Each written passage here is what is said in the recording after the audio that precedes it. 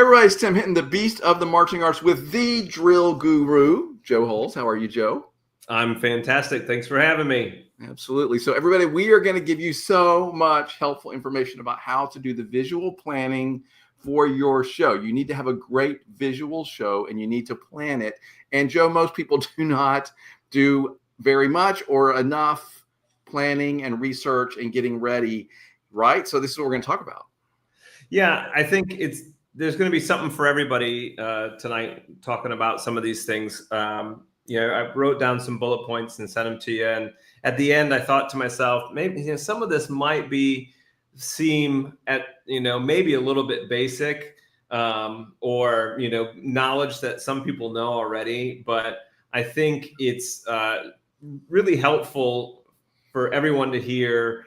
Literally, the lengths that some people go in planning their show, because I have, so many clients with drill writing, and there are some people that provide me literally nothing when it comes to the visual side of their program. They only provide me their band numbers, their music, and that's it. And so, and then they complain, right? To create that. So, and then we're going to go through some of those things. Yeah, absolutely. So listen, everybody, whether you are that drill writer who's going to open up Pyware and then stare at a blank screen and be terrified, no, we're going to tell you how not to do that. Or if you're the band director with his team or his or her team, and you're starting to plan it out and you're not sure what's the best way to map it out, plan it out, and be able to give that information to your drill writer, we're going to talk about that. So it's going to be very practical stuff. And we're probably going to say a lot of stuff that you know. But I got to tell you, Joe, as you just said, some people just sort of don't put in the effort and the time and the planning, and it really makes a difference. We all know when you sit at a show and you're watching them, and you can tell, man, somebody spent a lot of time thinking about this and planning this and mapping this out. Yeah, definitely. And we'll also have a little bit tonight too for any drill writers that are tuning in too, because I'll open up Pyware here in a little bit, and we'll look at some ways to take some of those ideas that your clients, or if you're a band director, that you have, and work together with your drill writer to use Pyware to help envision what it is that you want to take and put onto the field. So yeah, it's one of those things where, band directors, sometimes I was a band director for 14 years, and there was some things about, having a visual designer or a drill designer. And I just thought, well, I don't want to step on their toes. I want to let them have, their interpretation of what we're doing. But as a drill writer, I loved all these notes. I wanted as many notes, as many pictures, as many inspirations as you could possibly give me as a drill writer for every moment in the show. It didn't hinder my creativity as a designer. I love seeing it. And some of the things we're going to talk about tonight will help, hopefully, all who are tuning in, band director, drill designer, color guard person, whoever it is that's helping put this show together. It'll hopefully give you that inspiration for next fall. Absolutely. And here's two things, everybody, I'm going to say, and then I'm going to get out of the way. Number one, if you are that band director or guard person or drill person at a school, give them all that information, but then know that they're going to make it work as best they can. They cannot give you everything. I'm sure you're going to say this. They cannot give you every single thing you want, but give them all the ideas. Give your drill person, your visual designer, everything, every idea you have, knowing that a lot of it will end up in the show, and then trust that professional to make the right decisions about what can happen when and how to make it work. The other thing I want to say is, if you're watching live right now, thank you so much. You're awesome. We would love for you to be a part of this conversation. So there is a comment section where you can type in any comments or questions. So if Joe is explaining something and you're like, wait, I didn't understand what you meant, or can you tell me more about such and such, type it in. Or if you came with a question, type that in too. So Joe, I'm going to get out of the way and let you start. What do you want to start? What's the first thing you want to say? Yeah. So when I was putting some of this stuff together, I thought, I'll try to put things together kind of logically in order. So this is kind of assuming that you have your theme, and your music picked out, even if you have it arranged or you pre-bought something or that type of thing. But this is assuming you have a good idea of what you want your band to play. So I think the first thing visually is not to start thinking about drill and not to start thinking about moves and rotations and this type of thing and getting into, the real details. The very first thing you need to think about is your aesthetic. And that is your colors, your flags, your props, whatever it is to help set the stage or the mood of the show.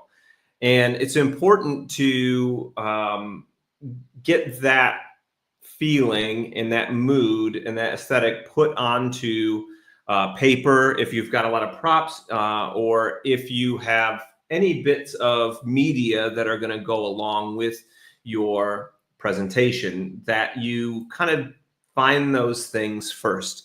And I've seen people do this in many different ways. I don't have the exact example tonight, but I did work with a program coordinator for a band that I write for, and they do a Pinterest board, which has just clips and photos and anything to do with the color scheme that has to do with the show. And that helps those color guard folks to pick out those fabrics for the silks or for the costuming. And any graphic designers, or if you're the graphic designer, for your program, for what kind of prop flats you might have or how you set the stage up front. I'll show you kind of an example. And once you see kind of all of this aesthetic kind of get put onto the field, it can really help your drill designer understand where the show is coming from. So I'm going to present something real quick. I'll share my screen, entire screen. So it's ready to go there, Tim, if you want to share that. Now, this is a show that I wrote last year for a band in Ohio that I tend to do a couple things here with my files, especially if bands have an aesthetic, of course. But beforehand, I usually make the stadium for the band, just so that when they see when I write for a band, they can see what their show will look like with their fields. This band had a big baby blue F in the middle of the field, so that kind of helped set the stage. Whether it matters or not, it was helpful to them to see what it would look like on their field. And this band also had a limited practice field, so you can see along the edges here, I blacked out where I couldn't chart drill. That way I didn't accidentally go outside the boundaries. But of course, we're talking more about the aesthetic. So as the band was planning their show, we talked about what we wanted the props to look like and the prop fronts and flats to look like. And they sent me their images, and I was able to send them 5 or 6 different versions of the props with these eyes that were separated. We did them as separated. We pushed them together. We kind of moved them. We did an off-center look. We did a side 2 off-center look. We just had a lot of different feel to the field and the prop setup, and that really helped me to see and them to see how exactly they wanted to do it. Of course, they picked this look, which was much more of a symmetrical look, symmetrical weighting. And then, of course, it was really easy for me to get into the drill. I'm just kind of scrubbing through the drill here and put that all together, once we get into the planning of things. But it was nice to know the feeling and the mood that is being created on the field. Another one I'll show you is this one. Hopefully my Pyware doesn't freeze up. And this was a band that had, this was a baseball show. And so they had several different props and tarps on the field and that sort of thing. And so by me coming up with the aesthetic and how things are organized on the field and sending it back and forth a few times, we were able to really come up with the best possible scenario for the kiddos here to and the designers and color guard designers to give them a really good idea of how the show is going to flow, how it's going to look, and how we can set the stage to make the visual program very successful. Let me take it off present there. So it's important, I think, to think through those things, not make those things that are on the back end where we write drill, we get into some of the details, and then we go, oh, well, we got to have these props, and somebody will print them. And no, that stuff's important. That stuff is an important factor for how the show feels, how it looks, how it's going to be set up on the field. I can't hear you, Tim. Sorry, I was muted, everybody. No, I love what you're talking about, and I love two things. First off, this used to be, and everybody, I've been around a long time, everybody. I'm an old dog in this. And like, this used to be the way it was you figured out your music and you kind of picked your color. And then later on, you figured out this is not the way it works anymore, everybody. You have to plan up front, just like you have to figure out your soundscape with your music choices and plan it from the beginning. It can no longer be added later. Same here. If you want to do this right and you want to be successful and you want to give your kids the best experience and your audience the most effect, that's the way to do it. The second thing I want to say is I love that you're letting everybody contribute, like create a Pinterest board, create a document. I had a band I just worked with, and all the students in the band added ideas and pictures and voted on their favorite whatever to help us decide what to include visually in the show. And they all got involved and contributed and put pictures in. And I thought, man, get everybody excited about the show as soon as you can and get them talking. Yeah, totally. It really does help when you're trying to, number one, generate interest, especially for band directors. A big thing now too is doing your reveal video and this type of thing. Just some media put together with some of the music you're going to do to get your kids excited, to help recruit maybe a little bit at the end of the year for the upcoming season and that sort of thing. But it really will help, especially these outside people like us who aren't in the band room every day, aren't around the kids. We just get the emails and the occasional phone calls from the directors. But when I can watch that video and I can see kind of what you're thinking, it really puts me in the right mindset for what to design on the field. Yeah, just more information. I've ended up on a lot of reveal videos these days where I'm sort of like, hey, I'm writing your music or whatever. So anyway, let's move on. What's next? So, of course, once you've gotten all of that, all those music arrangements in, you've got the music, you've got the scores, you've got all that stuff. The number one thing that your drill designer will do is they will create a count sheet. Now, this is so important for even band directors to do. When you've got your music, don't necessarily just think about it in terms of measures and phrases.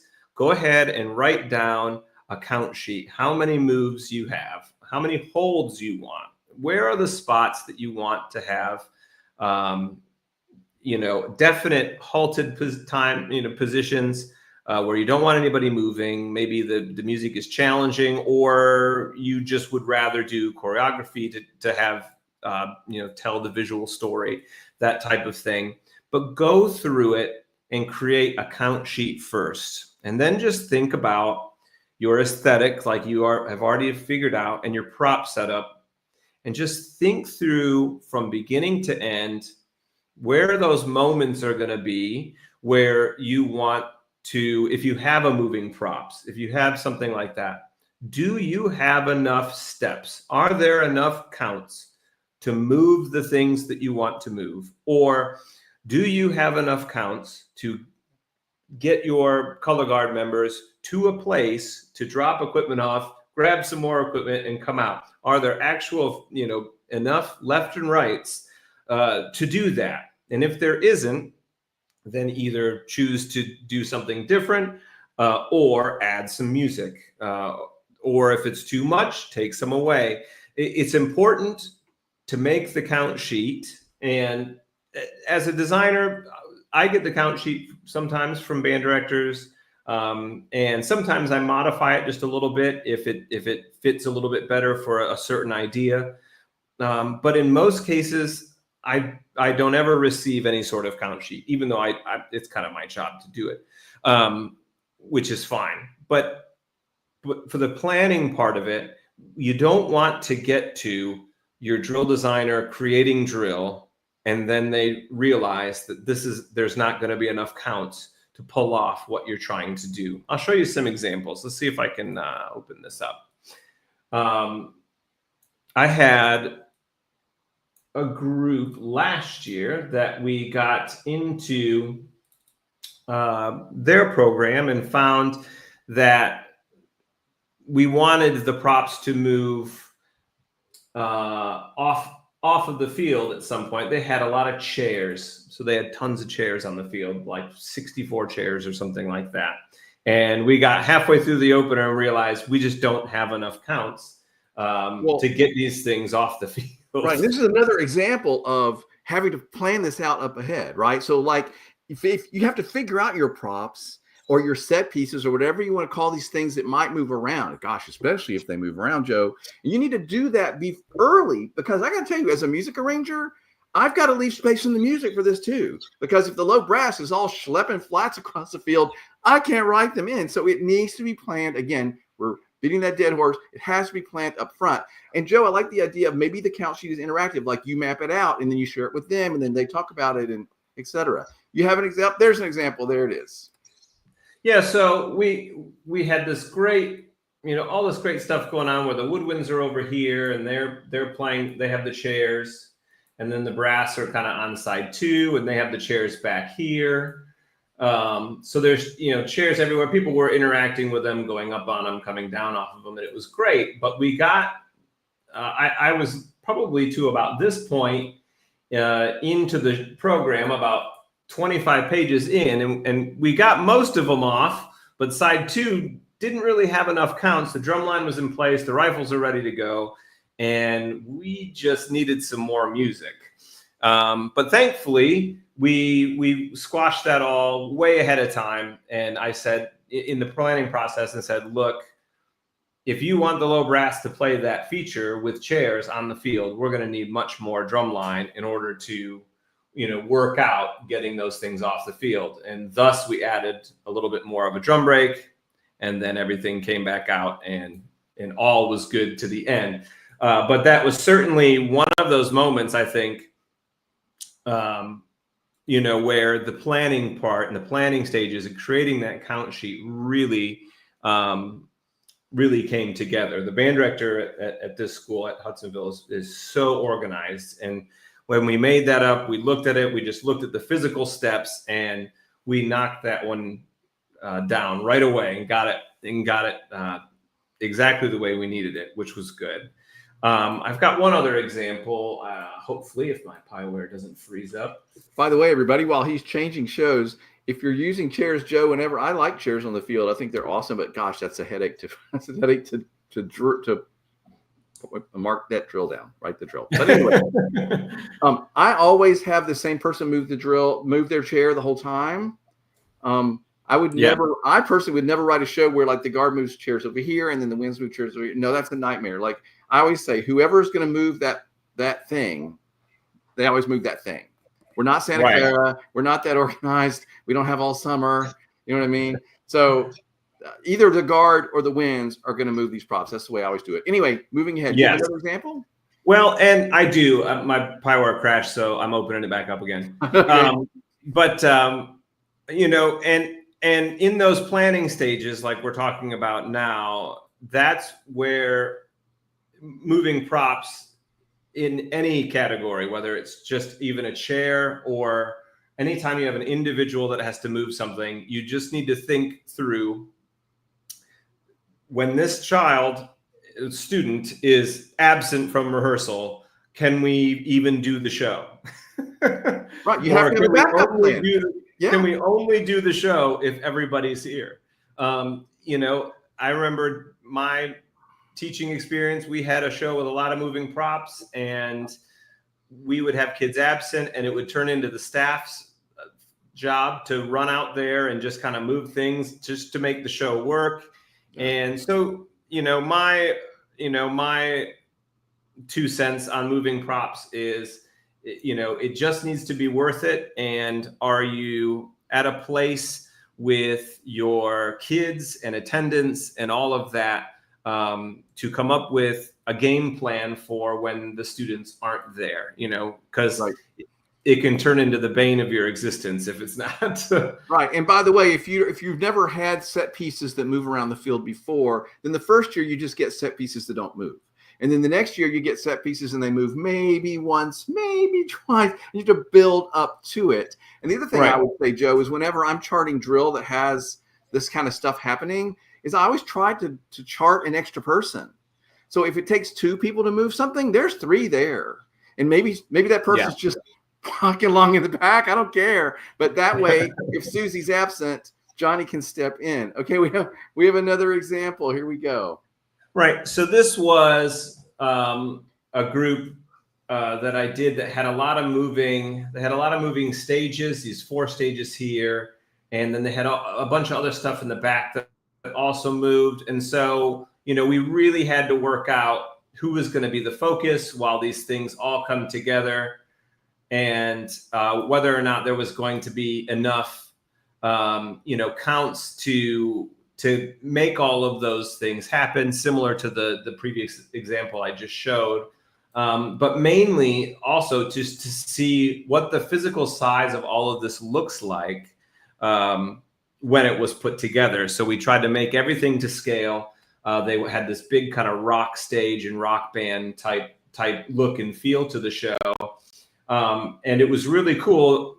Probably before we even got the drill on the field, I would just write just the props coming together. And so I could hide everyone.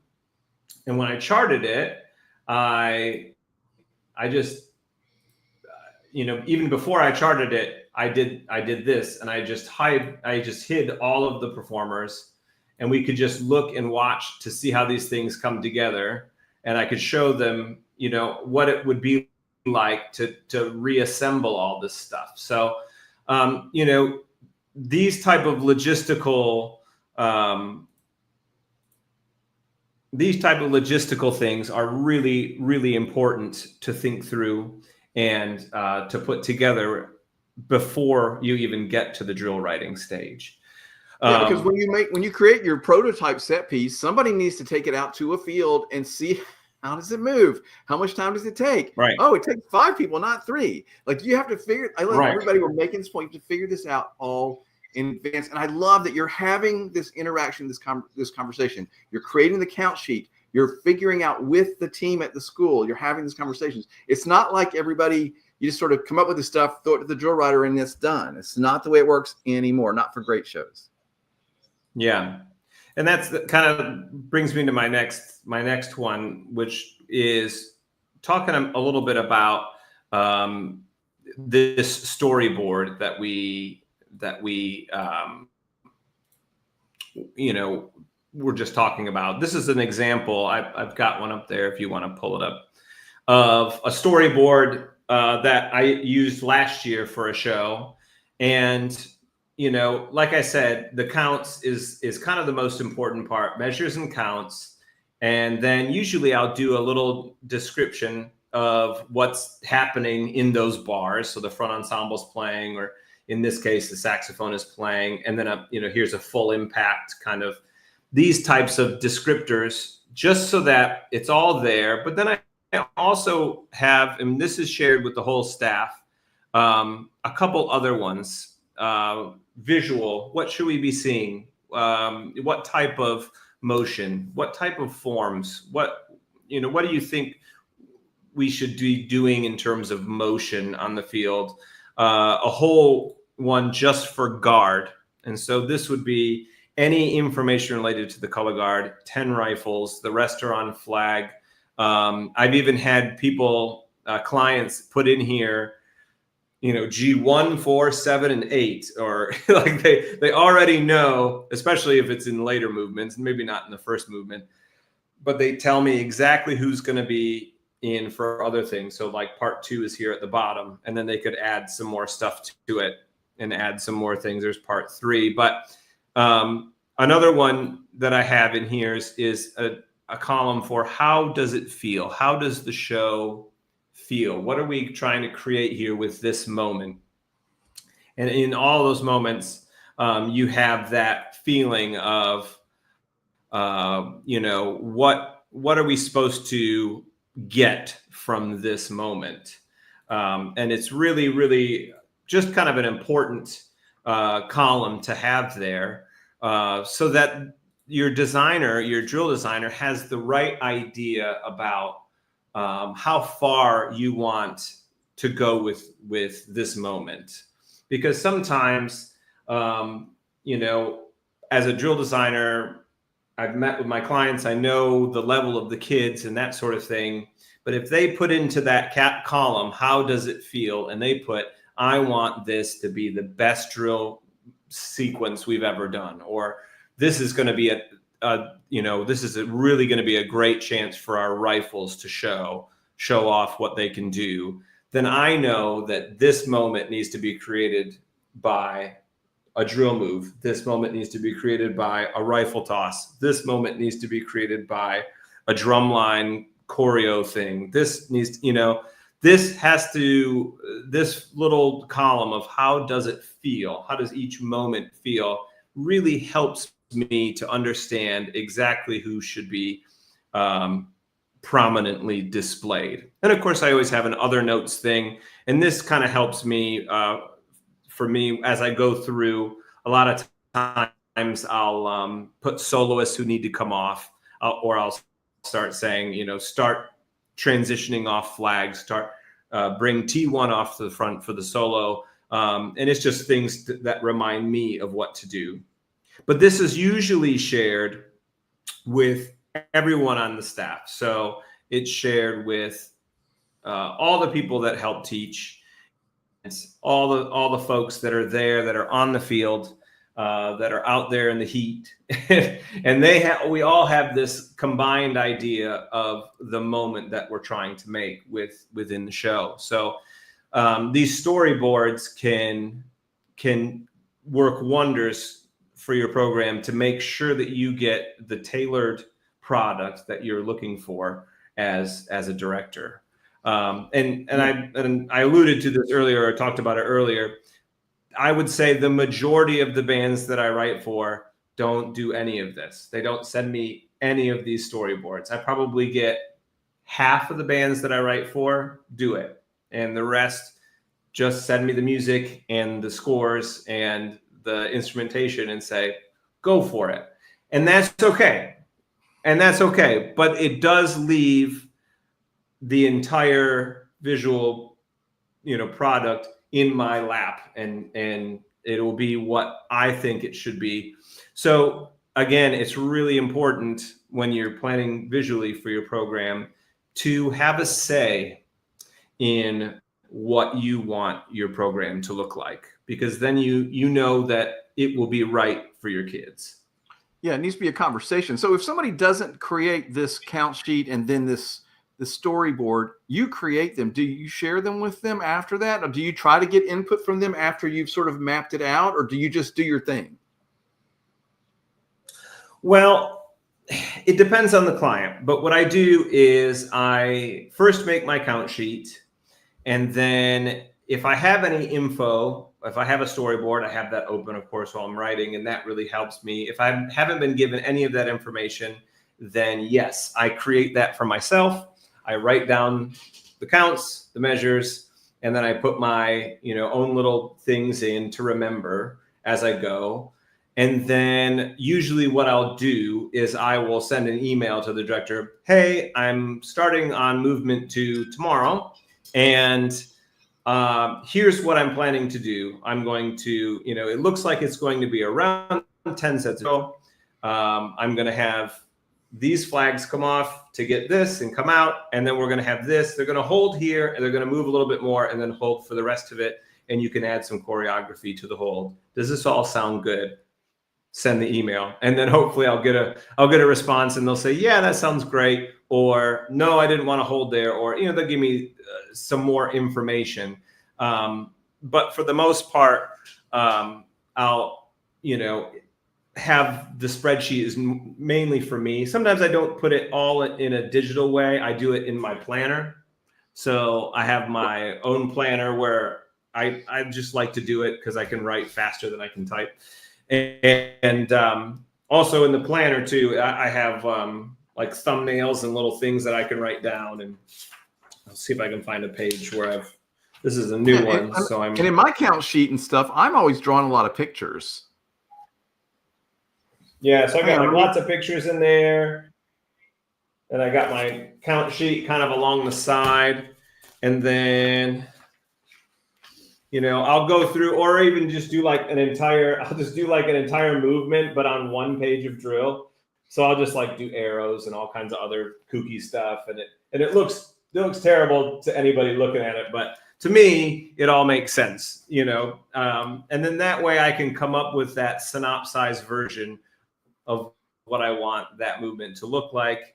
And then I can send it to them and they can come back and say, that will or will not work and change it in whatever way possible. But, just the basic stuff about the spreadsheet is so important. Where are you going to hold? Who's the featured soloist? Who's the featured groupings? Can they move a little bit, or do you must they hold? Working out the standstill moments is important. Coming up with dense forms versus curvilinear, color guard integrated versus color guard framing, symmetrical versus asymmetrical drill, all of this stuff that can be put into that storyboard really will help the director and the drill designer to work together to get what they really, really want.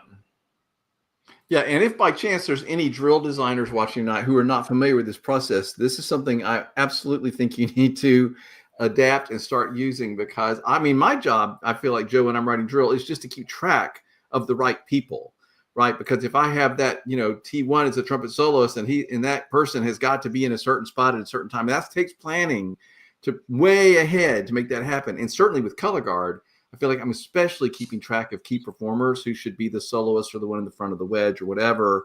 That is my job. That takes a lot of effort, and I have to write a lot of notes. And I do draw a lot of pictures like something like this. I want to make one other point. I hope I'm not jumping ahead to something you're planning to talk about, but you've said the word moment a lot. Are you going to talk about that, or should I say something now? Like, what is a moment? No, except that, well, here's the thing.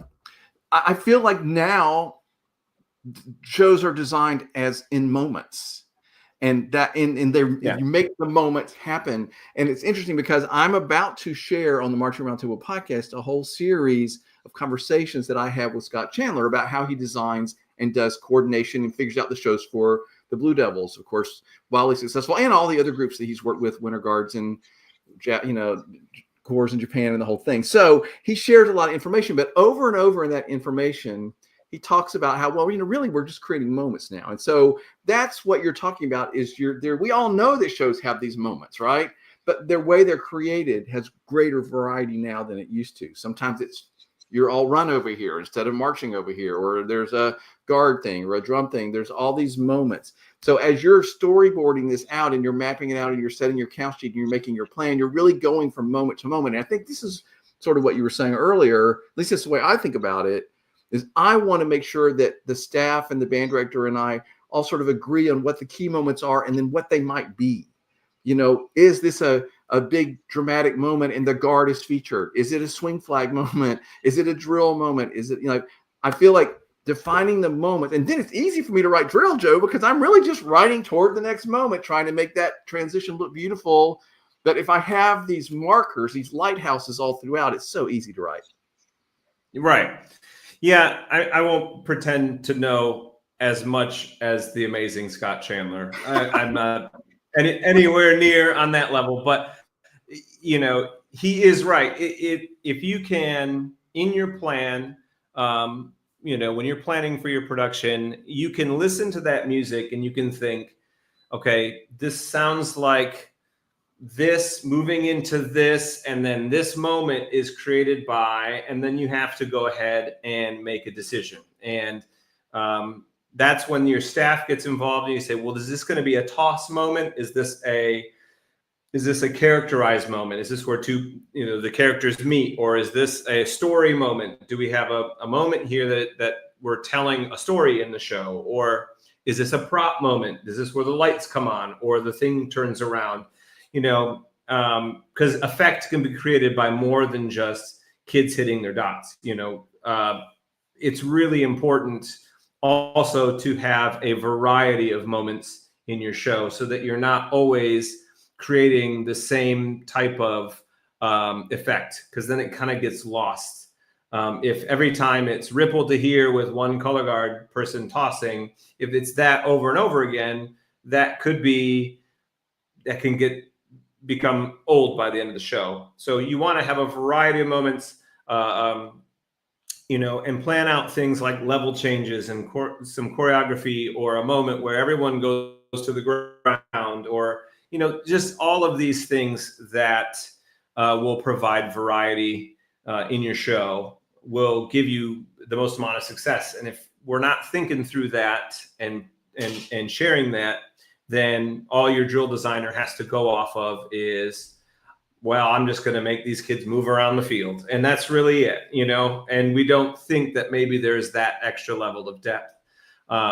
Usually when I get a band that has those open class or world class skills, I am usually dealing with a higher level of planning. And that's where these big storyboards come into play and that sort of thing. But I think it's good for everybody. It doesn't matter what your skill level is. It doesn't matter what your competitive level is. If you just do Friday football games, or you're out every Saturday 9 to 9, I mean, it's important to put all this stuff down, because there's a lot of energy and effort going into the season, and we should, do our best to try to make it as successful as possible. Yeah, our goal is to set those kids up for success. And Joe, it's always so frustrating to me or disappointing for me when you watch a show and the kids are working really, really hard at stuff that doesn't bring them those effect points, or they're not having moments that Right. are meaningful or effective. And so we're not setting those kids up for success, and they're working really hard, but they're not getting back from it what they could. So this is what we're talking about, everybody. Plan, figure out your moments, have lots of conversations, do lots of research. If you're watching and you have any questions or comments, please put them in the comment section. Joe, where are we headed next? Well, I put something in here. This is a little bit for the drill designers that are out there, but I think it could be applicable for anyone really that's working on a show for next year. I worked with a guy when I was in Cobb County. I worked for Bo Sodders, who's a fantastic band director. He's now at Pope High School in Cobb County. And he would have notebooks of drill sets and forms, and he would literally map out the show, just rough sketches, not any details, but he would provide that to his drill writer about what he was thinking, the angle at which he wanted this to come out, or this thing to happen, or this turnaround to happen. And he kind of planned moments on paper, and kind of, help guide his drill writer to making those moments happen. And so actually charting or drawing pictures of things, especially hold sets, big important sets in the show, moments like, say in your lyrical ballad, in your, middle section of the show, maybe, where you really want a maximum amount of effect during a really pretty musical moment. It's okay to make a sketch, do a thing either on the, on the drill pad, or, just even if you just draw a picture on a piece of paper, or take a picture of it and email it to your drill writer. It's okay to do sets ahead of time. I create sets, and this, I'll show you an example, but it's going to be more for college, but I've done this before as well for high schools as well. But I can make sets for a show, and then I can put those into the show and create all of the transitions later. So in this case, this was a college band. They were doing a Mission Impossible or a spy show or something. So before I even did the show, I did all of their signature sets. So they wanted the Impossible Missions Force logo. We had a thing where it was supposed to be a motorcycle guy that went and took off the ramp, and then it turned into something. So it was kind of a planned stage moment there. And then they had Rocky and Bullwinkle. So we made the moose, and we made the thing. So all these sets were a part of the show. At one point or another, the Incredibles logo, this type of thing. And then I would just copy and paste these into the drill as we got to them in the numbers. And we'd figure out, I'd figure out how to get them from one set to another. That was kind of my job. But creating all these things, especially if they wanted words or they wanted any of that type of thing, in the show. And so all of these sets were at my disposal. I hide everybody over in the corner when I'm creating them. That's what you see here. And then I pull them out and create the sets. If there's a certain type of motion, like this was a follow the leader kind of around the form. I think my computer is super slow right now because I'm doing all this, but there we go. So, just to make sure that the motion works and they can follow the leader around the form. And so by creating these, what I call signature sets first, is something that is really important. I just had a meeting with a band at TMEA a month ago, and we had some of the show music done, and I went through and I made signature sets for all the big hit moments in the music that we had so far. So here was 4 different versions of what the kids could be standing in while we do this 32 count hit or this 24 count hit. And, we'd say, well, do we like it symmetrical? Do we like it asymmetrical? Do we like it, more dense, or do we like it opened up? Do we want the color guard fully integrated, or do we want them all off to one side?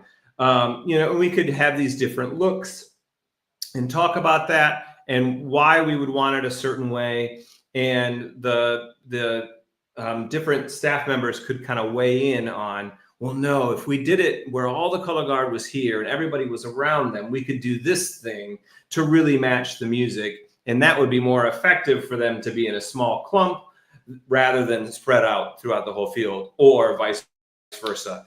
So thinking through those signature sets, those signature moments, those spots where you're going to be holding, and that it's an effect could be created by the actual staging and where people are, on the field, is really important. And I think it's important too for drill designers to understand. It helps them get into the band director's mind a little bit. I have some band directors that always want kind of a symphonic setup on the field. So no matter how things are, they still want the woodwinds to be able to be heard and to be in a position to add to the timbre, and so that they should never be behind the brass, this type of thing. It just kind of helps you. And I have others that don't mind. They said, put them anywhere. That's fine. But I have some that say, we don't need to put the low brass way up here, because then everything comes out of balance and we don't get the trumpets aren't putting their sound inside the tuba sound. And so it makes you really understand what the priority of the band director is. So when you see that sketch from them and it says, low brass here, high brass, woodwinds, this type of thing, you can understand and get into their head a little bit more. And thinking through those signature sets and those moments really will help your relationship and help give you a more tailored, tailored drill, more tailored production. You're on mute. I did it twice. And as you've been saying all along, it's all about the communication, right? Talking, sharing ideas, sharing pictures, just having the communication, having the responses back and forth, letting everybody weigh in if appropriate, and doing this all early, not in the middle of the summer when it's too late. Planning the process stuff ahead. Yeah, really great. All right, I'm loving this, everybody. If you have questions, throw them in. Joe, what's next? Well, and you know, planning early is important, but early, it means something different to a lot of people. You know, I've have some people that want to plan in November for, you know, I mean, marching band just got done a week ago in October, you know, and they want to plan. And early for some folks is right now. And that's fine. It's all up to whatever the comfort level is, as long as you can get things ordered. That's the most important part. You know, because if you're going to do a lot of printing, a lot of silks, a lot of costuming, this type of thing, it's important that you get that stuff ordered early. But as far as the planning goes, you know, the majority of my clients are doing it right now, and I have some that I've already written drill for. Wow. So I'm, you know, kind of in a lot of different worlds as far as pacing for planning goes. And just so everybody knows, in case you're watching this later, we are recording this on April 15th, 2025. So we're talking about in the middle of April as we're heading toward the end of the school year. My point, Joe, though, is you can't do what everybody used to do, which is school's out, I'm going to pick my music, maybe order some flag. Like, this is not the way great shows happen anymore. I want to encourage everybody. It takes more research, it takes more planning. Yeah. Map it out. Earlier is better. Okay. I know you got a few more things that I think are good. I ask my clients to have all their stuff to me by June 1st. So it's important to have all that done before then. All right. So kind of one of my last things as we get into it, as we kind of wrap things up here, is I think it's really important for band directors and staff members especially, and this happens sometimes, but there are a lot of folks that I don't get any information on this, but you need to come up with some boundaries to give your drill designer to help you get the perfect product for your kids. Okay, so this can be as simple as letting them know the size of your practice field, like we just talked about. And if your drill designer doesn't ask you these questions in advance, then you're asking for trouble. But it's important for these things to be established. So if you don't have a full-size practice field, you can't properly plan visually for your show. If their drill designer doesn't know it and they're writing out to the 10s or out to the 15s on the football field, and you only have out to the 30s in your practice facility, that's going to be a big thing. So it's really important to set some limitations, some boundaries, and let that person know that, you know, to plan ahead, to make sure to chop that off in Pyware so that they don't write outside your actual boundaries. It's okay as well to set boundaries on marching versus holding. Who's playing the melody? I have some people that say if the melody is being played by a certain section, that section should be holding or should be moving forwards, not backwards. So they give me some really strict boundaries on making sure that the kids aren't put into a position where they're having to do something really, really hard while playing something very exposed or important. So those boundaries are important. In today's day and age of marching band, there's a lot of, if the people are playing the melody or if they have the most featured part, they're usually standing still. They should be framed or they should be integrated with the color guard in some fashion or picked up by a piece of equipment. So plan out those moments and put that in your storyboard. You can even come up with, you know, other boundaries as well, like backwards marching step size. And I try my hardest to adhere to that. I do a pretty good job of it, I would say, but I do have some band directors that say, can you please limit backwards marching step size to around 12 to 5. 8 to 5 is is okay. We'd like to stick around 12 to 5. Smaller steps backwards would be better. Forwards up to 6 to 5 sometimes, because 6 to 5, depending on what you're playing, usually is, okay, as long as it's not maybe an entire movement at 6 to 5. So setting those boundaries for your drill writer is important. Talk about interval limits. It's okay to plan ahead and say, look, if there are color guard members on the field with flags, they should be 6 steps from everything else. That way they have a big cushion, to make mistakes, and they can use their eyes and guide and stay, within their boundaries so that no one gets hurt. It's important that the snare drums are at a 2-step interval, or 1.5, or whatever it might be. The quads or the tenor drums don't go inside 2 step. Like, they need to be at a 3 or a 4-step interval. Bass drums as well. And then talk to the drumline guys. Have them set the limitations. Sometimes I have, drumline guys, staff members, I should say, that want the bass drums behind the snares and the tenors at all times. No questions asked. To avoid one big long line of battery percussion.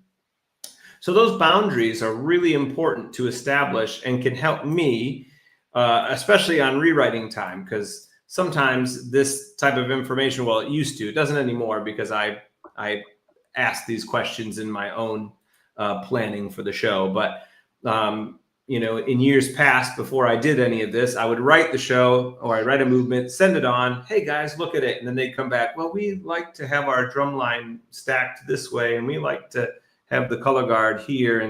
And that's kind of how I've come to understand all these things and ask it up front. So it's important and can save you a lot of headache getting your drill customized for what you like. And then, of course, the very last thing along that would be also let your drill designer know what kind of labels and symbols do you like. Do you like dots on the page, X's? Do you like the flutes to all be F's with a number underneath it? Just little things that you as a teacher, as a band director, like about reading and communicating that drill chart to your students. It's okay to let your drill designer know that. And if you say, I'd like them all to be X's, and just number them 1 through 100, all the clarinets will be 1 through 16, and the flutes will be 17 through 28. I've had teachers do that. Other people like the letters, other people like the symbols to match, or the little instrument pictures, because it helps them quickly identify who's who and how they can help teach that drill to the band. So all of these things, all of this info, I guess, to say it's important to plan. And it's okay to let your drill designer know all of these things. It's not going to be overload for me. I will embrace it, and it will help me to make that tailored product for you. Yeah, really, really interesting. I love about asking about the boundaries. And you're a better man than I am, Joe, because I write drill with letters, and that's the way I do it. So, sorry, everybody. You got to get used to that. I'm sorry. I guess I'm an old dog, and I've been doing a lot of that. I can't keep track of everybody if I don't know the F's or the flutes. But anyway, I do want to say one thing.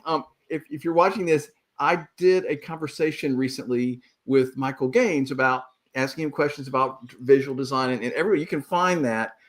Go to my new YouTube channel called Call Me Beast and look for that for Michael Gaines, or look on social media from Marching Round Table. You'll find it. But anyway, I asked him a question that was really interesting, and I actually asked the same question to Rick and Andrea, who are director of Paramount Winter Guard, right? And I asked them the same question, which is, it seems to me to be terrifying to have no boundaries, because like if you have a group, like he's going to write for Santa Clara, right? Okay, you have everything at your disposal. You have the best kids. There's the right number of them. They can all do anything you want to.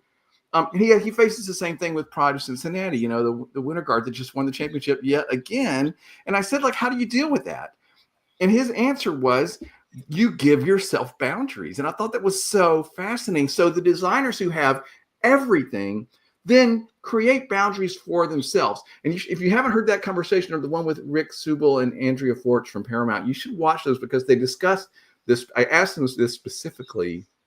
For example, this year, Pride of Cincinnati, the Winter Guard, they created a circular floor, right? They just took that big rectangle, they put a big circle on it, and then they decided, okay, nobody's going to go outside the circle.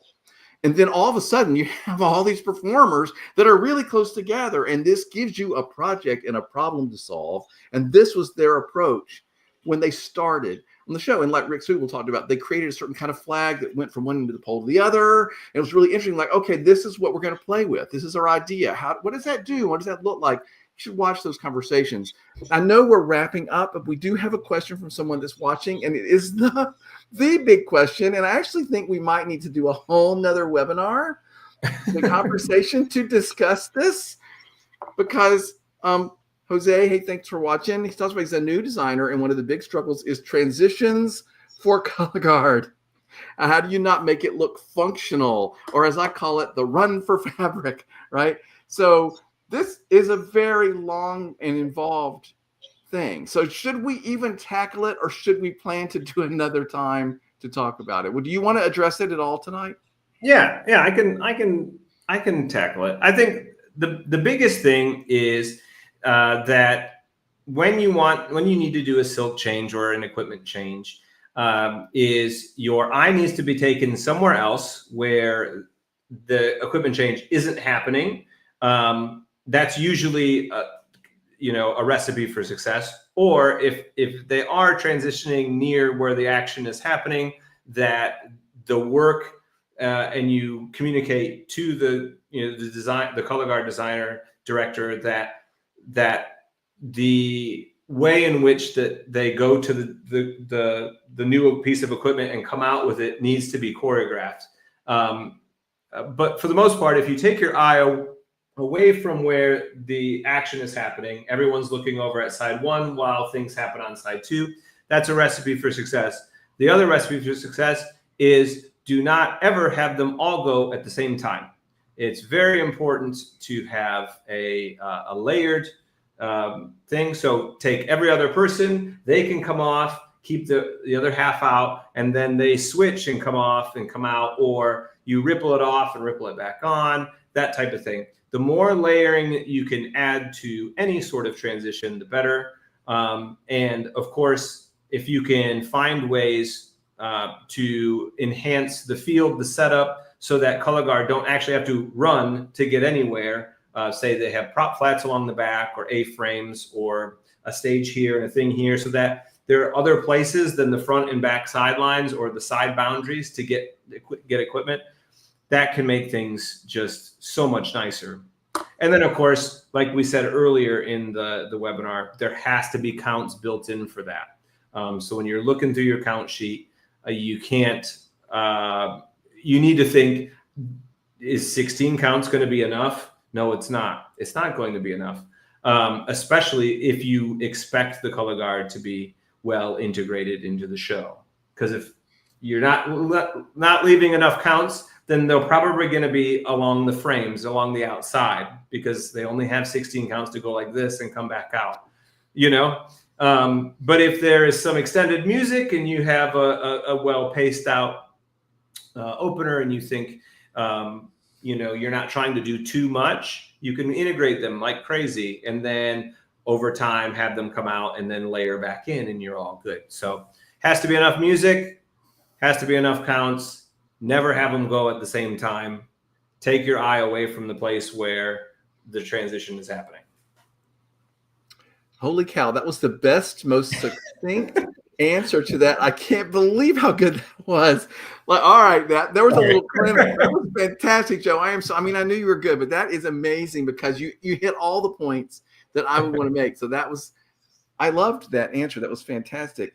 And by the way, Jose or whoever else might be dealing with this transition issue, I'll say this: color guard people tend to think like it's winter, and they expect that things can happen fast. And so part of your job, and I'll just say this to everybody, God bless them, you have to take time to explain to them everything takes so much longer to happen and to appear. And so you just sometimes, if you get a map from a color guard person and they want to have this change and this change of equipment, and then we're going to have something, you need to stop and explain to them, no, you get one change in a song maybe, and why, and get them on board for that. So there's some education that has to happen there. That is the bane of every guard drill writer experience with guard people, is that they don't understand that key concept. And we can make them understand, and then they just have to be creative in different ways. But I loved that answer. Okay, Joe, what do you want to say as we're wrapping this up? To talk about what you just said, I remember a picture that my friend Wes he put on the Facebook, and it had a picture of a gym, like a basketball court, and then he put it right on the center X of a football field, and he went, it's a lot different. It's a lot different, right? The football field is much, much, much bigger than a gym. So it was just kind of a funny thing that you went, oh yeah, that's why it's different, because they have to go so much further to do everything. No, wrapping up, I like I said when we started, a lot of this information is pretty basic, and for a lot of folks probably watching today, maybe you learned a couple things here or there. But I think it's really important to visually plan your show. I think whether you're the band director or you're a drill designer or a color guard person or a drumline person who does maybe indoor and that's the type of thing, and you're into designing, it's important to map it out, write it down. The amount of stuff that you can get onto paper, the amount of boundaries you can set to help your designer, whoever's putting those first dots on the field, to give them the mood, the style, the idea of what we're trying to convey to the audience, the better. And it will help you in turn teach that product once it's written, help rewrite if something isn't the way it should be, and then the more information that you can think ahead of time, the more success that your group is going to have. So if you really, really haven't done any of this yet, I suggest giving it a shot this fall. Make your spreadsheet and put it all down. If you'd like a template or something from me, you can just contact me at drilldesignsolutions@gmail.com. Drilldesignsolutions.com is my website. I have lots of resources there and can help you get your planning journey started. Yeah, I love that. And by the way, somebody in the comments asked if anybody does lessons on visual design, and you do that, Joe, don't you? I do. I have I've done like one-on-one a little bit, but for the most part, people take my tutorial, which is at marchingartseducation.com, just to kind of get the basics of Pyware down. And then I have had several people that I mentor. So I do get a lot of people that will email me, and I'll say, send me some of your stuff. Just send me a file. Let's talk through it. Especially in the off season, it's really nice in December, January, February time when things are a little bit lighter. And I can say, oh yeah, and I'll look at it and I'll give them kind of a list of things that I would either change or do differently. Or if it's great, why it's great. And I'll try to, type that up too, give a lot of some glows and some grows, and then, help out, mentor. So if you're interested in having a mentor or somebody that you'd like to look at your drill files, don't hesitate to drop me an email, drilldesignsolutions@gmail.com. Yeah, and absolutely. And at marchingartseducation.com, his wonderful course about how it gives you tips on Pyware, tips on design, planning your stuff. All this is really, really helpful. So go there and find that. By the way, Joe, and as we're closing this, it reminded me, if you guys haven't seen it, go to the Marching Roundtable or on YouTube channel or on our website at marchingartseducation.com. I had a conversation last year with the staff of Santa Clara Vanguard about their summer show, and they made the decision not to have any set pieces or props of any kind. And this was a strategic choice. And then they had to figure out how to do guard transitions, and their solution was really ingenious and clever and surprising. And if you haven't seen that, everybody find that conversation, and they explain how they did that. It was because new equipment just came out of the air. It seemed, and it was absolutely brilliant. Yep. Joe, One of the best moments in DCI last year, towards the end of their show, where that flag just comes out of nowhere. Like comes out of nowhere, and they will tell you how they did it, and it was complicated, and they had to plan the hell out of that. So it's all about planning, everybody. Joe, you were wonderful, and you're so good at this. Thank you so much for sharing with us today. Thank you. Thank you for having me. Anytime. Thanks everybody for watching, and keep looking at the website and our newsletter and to know what's coming up next. Appreciate it, everybody.